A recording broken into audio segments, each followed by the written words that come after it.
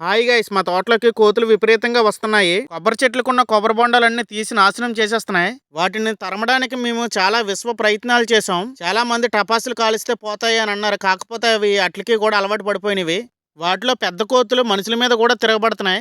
ఇంకా చేసేదేమీ లేక ఉన్న కొబ్బరి బొండాలనే దించేద్దామని చెప్పేసి ఈ రోజు కొబ్బరి బొండాలు తీత మొదలు పెట్టాము. ముద్రకాయలు అయితే ఏ విధంగా తెంపినా పర్వాలేదు, కానీ లేత కొబ్బరి బొండాలు కాబట్టి ఈ విధంగా తాడు సాయంతో కిందకి దించుకోవాలి. లేదంటే కొబ్బరి బొండాలు కిందన పడిన వెంటనే చిరిగిపోతాయి. వాటర్ అంతా వేస్ట్ అయిపోద్ది, కాయ పనికి రాకుండా పోతుంది. ఈ కొబ్బరి చెట్టుకి చాలా కాయలు ఉండేవి, మొత్తం అన్ని పీకేసాయి. ఇప్పుడు ప్రజెంట్ 3 గెలలు మాత్రమే ఉన్నాయి.